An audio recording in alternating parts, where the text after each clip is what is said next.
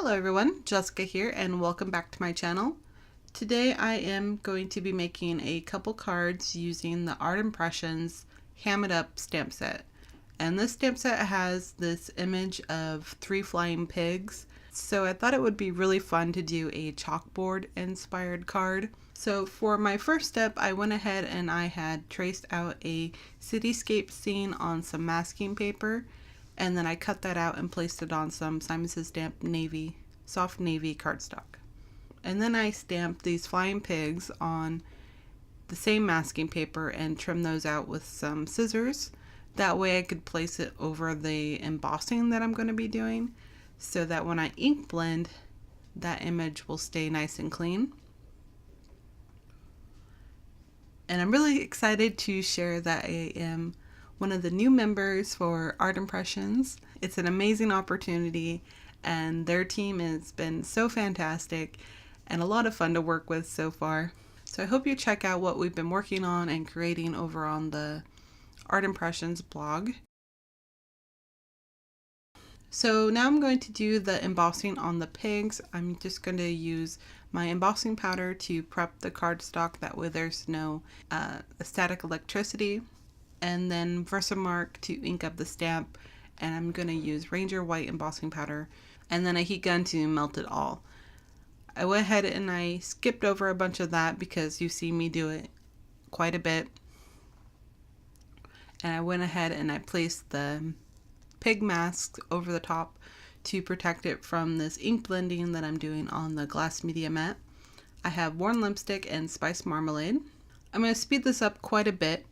The ink colors are not very vibrant on the navy cardstock, but they do have that chalky kind of look that Distress Oxides have, and I think that'll help with the whole chalkboard theme. So I peeled off my masks, and I'm going to use this alligator clip tool with a piece of ink blending foam. I had chopped off a little tiny piece of it to kind of help fill in those areas in between the pigs that were just too small to cut. And then I can wipe off any of that Distress Oxide ink that is on the embossing powder with a cloth. I'm going to pull out a couple different pencils here. I'm using Prismacolor pencils, and I have the white. My lightest pink color is Seashell Pink, and then Pink Rose, and then just pink. I'm also going to be using the Colouless blender a little bit later. That's also a Prismacolor pencil. I start off with the lightest color and then just kind of switch in between all 3 pink colors, saving that darker pink for my shadowy areas. I was kind of imagining that the light source was coming up from the bottom, but I didn't really hold true to any of that in this whole card.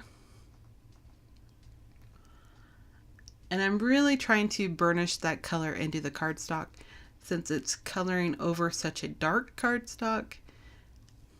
And I'm using the white a lot for that to help blend those colors in, because I wanted to keep it a really light white color, but just have highlights of pink. I think I'm really holding true to that 2019 goal of using pink more often, so far anyways. I'm only going to show the one pig being colored because the other 2 are a lot smaller and they're just the same thing over again. For the cityscape, I used the lightest pink color, the Seashell Pink again, just to add a highlight around the buildings. And then I'm going to go in with a couple cool grays. I have the 90% cool gray and a 50% cool gray. And then I'm going to add a bit of a black pencil also to really darken that. I wanted the buildings to be actually black and not blue. And this is where I use the Colouless blender a lot. I'm really burnishing those colors together to really blend them. And I'm not going to go all the way down on the buildings because I'm going to cut this at a diagonal, so you're not even going to see that anyways.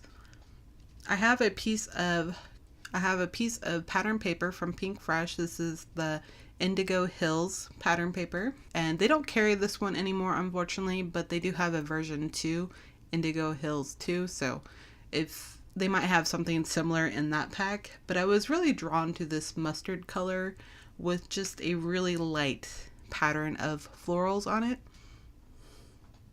I've been seeing this mustard color everywhere, and I thought it would look really nice with the navy and the pink and the white. Now I wanted to kind of leave this part in because I was going to go ahead and use another stamp, which I was able to use on the second card. But unfortunately, when I stamped it, it had a bit of a double image to it, so it was a defective stamp. And I've had this happen once or twice before, and every time that I've had it happen, I've always just taken pictures of it and let the company know, and they've sent me out a new stamp set. They're pretty quick on responding to customer service issues like that. So that is why you'll see the mustard cardstock cut down. I peeled it up and then chopped it in half. And I'm just going to use that piece that was going to be covered anyways by my Cityscapes panel. I just wanted to mention that way if you ever do purchase a defective stamp, you know kind of what to do. Just take pictures and let the company know. It happens. Sometimes there's just flaws in products and they can't catch them all. So it just happens that I received one of those, and I was actually able to use the sentiment that I wanted to use on my second card with the black cardstock.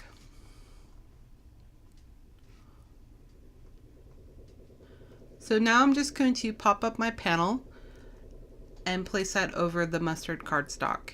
And you'll see in the pictures that I did make another version of this card using black cardstock that is a little bit more of a chalkboard look. I didn't blend the Prismacolor pencils quite as much with the pigs or with the buildings, so it has a bit of a sketchier kind of look, but the pattern paper is from the same pack. I do have the products listed below and on my blog if you're interested.